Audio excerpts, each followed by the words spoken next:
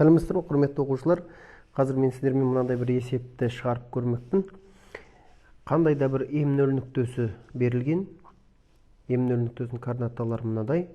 Және де осы нүкте арқылы өтетін және n векторына перпендикуляр жазықтықтың теңдеуін жазу керек депті. Яғни бұл өте сондай бір керемет жеңіл есептердің қатарына жатпайды. Десек те бір шағын теорияны білетін болсақ, бұл есепті өте оңай шығаруға болады. Сонымен бізге қандай да бір нүкте берілген, міне М0 деген. М0 деген. Және М нүктесі арқылы өтетін және n векторына перпендикуляр. Енді біз мына жерден бір осы арқылы өтетін n векторын салып қойықшы. N векторы 2, 1, 3 координаталар. Енді осы арқылы өтетін бұл жазықтыққа қандай да бір осы бір альфа жазықтығы. Сонымен біздің мына n векторымыз осы альфа жазықтығына перпендикуляр. Қысқасы мына М0 нүктесіне. Ендеше біз айтатынымыз, ондаше қандай да бір жазықтыққа бір вектор перпендикуляр болса, ол вектордың атын нормаль вектор дейтініміз. Сонымен бізде n-іміз нормаль вектор болды. Енді бізге осы альфа жазықтығының теңдеуін жаз деп тұр. Яғни нүкте берілді, яғни вектор нүкте арқылы өтті, жазықтықта жатқан. Сонда сол жазықтықтың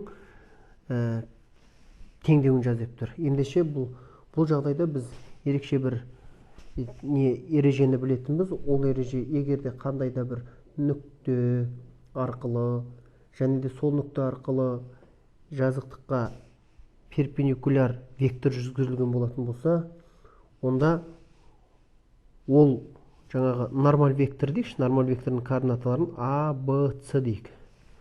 Ендеше бұл жазықтықтың теңдеуі бұлай анықталатын. Яғни А көбейтілген x минус x0, x0 деп отырғанымыз жаңағы мына m0-дің координаталары қосу b y минус y0 плюс с z минус z0 тең 0 болады. Теңдеуіміз осылай болатын. Егер осы шартты қолданатын болсақ, неге бұлай дейтін болсақ, тек қана бір-ақ нәрсені біз түсінгеніміз абзал. Бізде басқаша айтқан кезде мына түзуіміз, векторымыз мына жазықтыққа перпендикуляр болу үшін, ол осы жазықтықтың бойындағы кез келген бір түзуге перпендикуляр керек. Ол түзуді біз мысалы мына жерден m деп алайық. Сол кезде m нүктесінің координаталары бізде белгісі x, y, z дейік. Ал мынанікі x0, y0, z0 болды.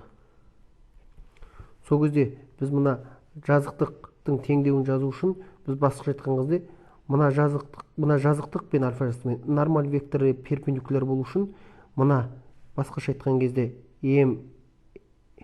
m0 m векторы мен нормаль вектордың көбейтіндісі нөлге тең болу керек. Скаляр көбейтіндісі. Яғни осы скаляр көбейтіндіге әкеліп біз есепті қойып шығара салдық. Яғни m0 m векторының координаттарын таптық. m0 m векторы ол x минус x0, y минус y0, z минус z0. Енді n векторының координаталарын өзіміз A, B, C дедік. Міне, содан шықты. Демек, біз мына есепке қайта оралатын болсақ, осы формуланы әкеп қоятын болсақ, сонымен нормаль вектордың координаты 2, x азайтылған нүктеміздің координаты 1. Қосылған екінші 1 көбейтілген y минус мынаны қоямыз. Қосу с дегеніміз нормаль вектордың z 3, z минус 3 болады міне. Тең 0.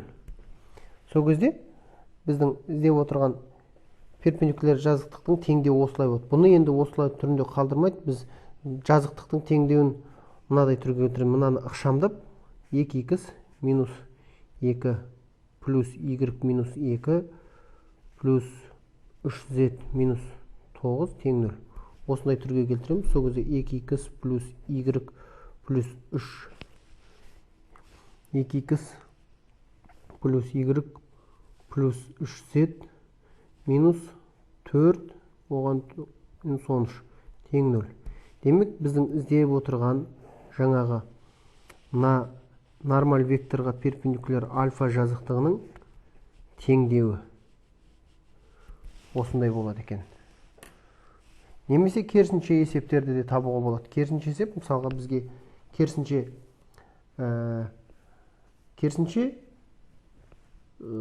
қандай да бір жазықтықтың теңдеуі берілуі мүмкін.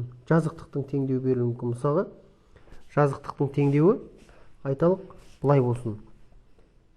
X минус 4y плюс 8z азайту 1 тең 0.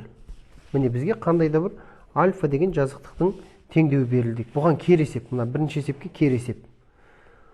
Енді бізге айтады, осы альфа деген жазықтығымыз перпендикуляр нормаль векторға, бір қандай да бір n векторын. Сол кездегі бізде табу керек. Осы нормаль вектордың координаталарын табу керек. Ендеше біз жаңағы ереже бойынша нормаль вектордың жаңағы екі вектордың қасиеті бойынша бізде жаңағы a x минус x0 плюс b y минус y0 қосу с z минус z0 тең 0 болды ғой. Енді осы ғана кеп мына ережені қоя саламыз. Сол кезде біз мысалға мына жерде есептейтін болсақ, бізде x-тің алдындағы сандардан әрбір коэффициенттердің алдындағы сандардан табамыз. Яғни біз мына жерге қоятын болсақ, a-мыз 1 болып тұр. 1 x минус x0 қосу демейміз, енді мына жерде азайту болады. 4 y минус y0 қосу 8 z минус z0 енді бізде тең 0 болады. Тең 0. Мынада қандай сан шығатынын білмейміз, өйткені біз мына жердегі нақты сандарды білмейміз. Сол себепті біз айтамыз, нормаль вектордың координаталары 1 минус 4 8. Яғни жаңағы көрсетілген бірінші есеппен мына есеп екеуі бір-біріне кер есептер. Сонымен мынау жазықтық беріледі, жазықтыққа перпендикуляр вектордың координатын табу керек болса. Ал мынау керісінше нүкте және сол нүкте арқылы өткен жазықтыққа перпендикуляр нормаль вектордың координаты беріледі. Сондай жағдайдағы жазықтықтың теңдеуін табу. Бұлардың барлығы және міне есептің басында көрсетіп кеткендей Шыныбеков оқулығының 94-95 беттерде кеңістіктегі векторлар тақырыбында көрсетілген. Содан қарап көбірек ақпарат алып алуларыңыз болады. Қазір енді сіздерге пысықтау ретінде мынадай есеп бере салайық. Қандай да бір М нүктесінің координаталары 3 минус 5 минус 2 болсын, және осы нүкте арқылы өтетін және де қандай да бір альфа жазықтығына перпендикуляр нормаль вектор берілген. Нормаль вектордың координаталары 4 минус 6 1 деп берілген. Сіздерге табу керек осы альфаның теңдеуін. Альфа жазықтығының теңдеуін табу керек. Жауаптарыңыз үшін менің жеке каналыма шығып, жауаптарыңызды негіздеуге болады, түсіндіруге болады, немесе сұрақ қоюларыңызға болады.